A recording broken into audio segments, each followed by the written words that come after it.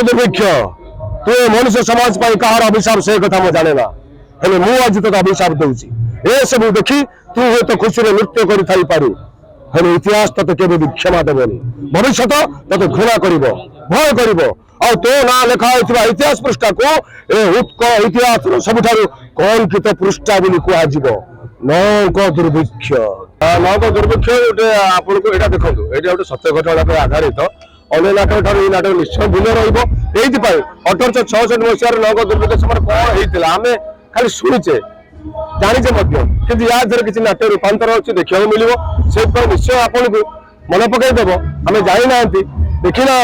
निश्चय आम गोटे दृश्यपट हम आम मन पकईवा आम उत्कल राज्य नौक दुर्भिक्ष कौन असुविधा होता कौन घटना घटी ए सत्य घटना आप देखा भल लगे ब्रिटिश मानकर शासन लोक माने शासित होतले तळे नौक दुर्भिक्ष समय से देखा निश्चय देखा भोक उपसर कौन घटना घटुला भोक पानी कौ जर्जरित होते लोक मैंने इंग्रेज शासन जो माने जो कठारघात केमी उत्कल सही से प्रतिच्छवि गोटे अच्छे हाँ सत्य घटना पर नहीं से घटना कौन रेवेन्सा से कौन करूला तार किसी प्रतिच्छवि रही है हाँ हिस्टोरिकल जिन नहीं कलेक्शन कराई दीपक जेना निश्चय कलेक्शन कर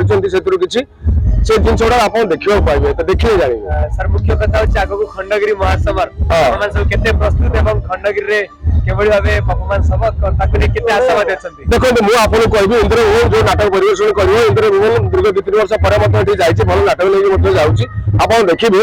चिराचरित नाटक धरे एटा निश्चय आपन भल लागिवो अन्य नाटक जो खंड जो भाइराल आपन जा कहउचंती आपन देखिबे नौक दुर्भिक्ष देखिबे निश्चय किछि आपन भल लागिवो सत्य घटना पाइबे आपन ये मिथ्या नथिबो या भीतर किछि निश्चय भल लागिवो तो आपन को लागुची कि वर्तमान नाटक रे सेमति किछि स्टोरी नै जा पर कि घोड़ा साप आ प्रकार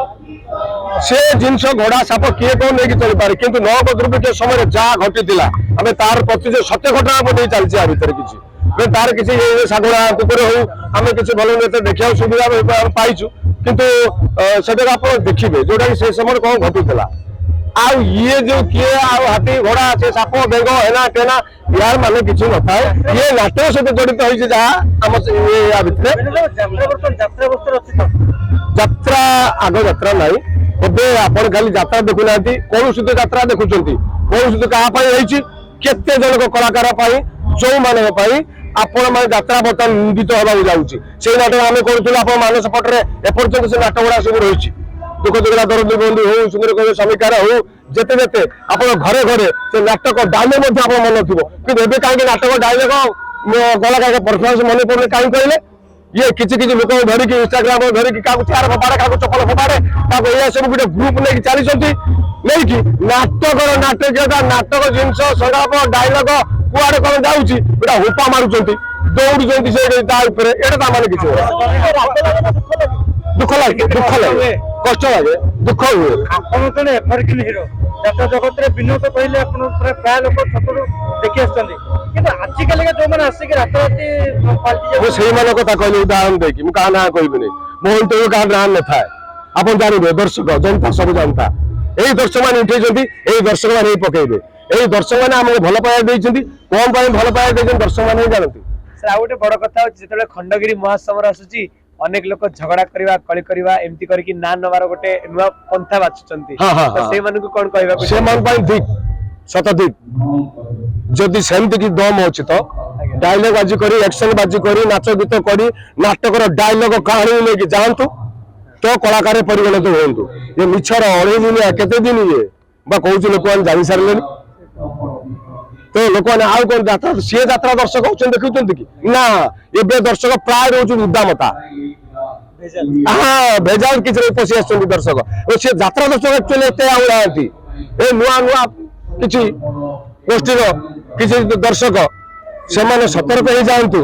आप यात्रा को आपणतु या चढ़ मिछ गुड़ा को ये करतु नहीं असलता को प्रश्रय दिंतु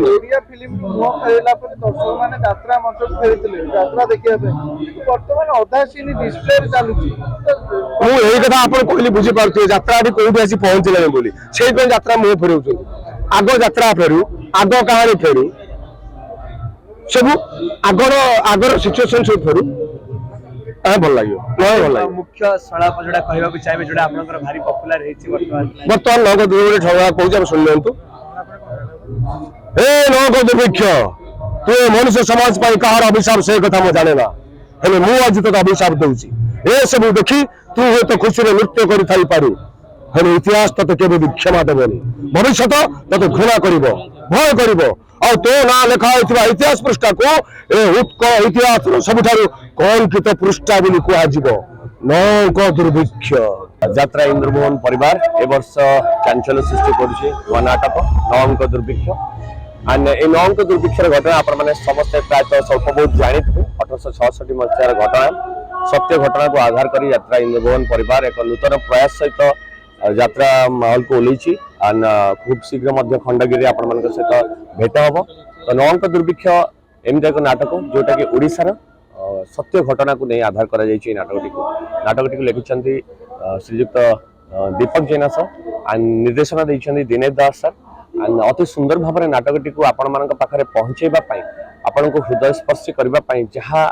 रिक्वायरमेंट रहिछि ताको सब फुलफिल करा जाइछि ए नाटक माध्यम रे एवं ए नाटक रे आपण माने कोनोसी अश्लीलता देखिବାକୁ पाइबे नाही बा सामाजिक नाटक ठू टिके अलग लागिवो इतिहास को कोठी ना कोठी पुनर्बार मने पकेया पई आपण मानक सुजोग दबो ए नाटक आम ओडिशा रे जहाँ सब घटी नवंक दुर्भिक्ष समय रे लोक खाइबा को न पाई को भली असुविधार सम्मुखीन होउथिले ताकू नहीं ए नाटकटी अछि एंड ए नाटकटी को आपण माने खाली देखिबा सहित बहुत किछ जिंस शिखिबे काहे कि रेभेन्सा कॉलेज केमिति हेतला रेभेन्सा आम ओडिशा प्रति कोन करिथिले से सब घटना ए नाटक माध्यम रे अछि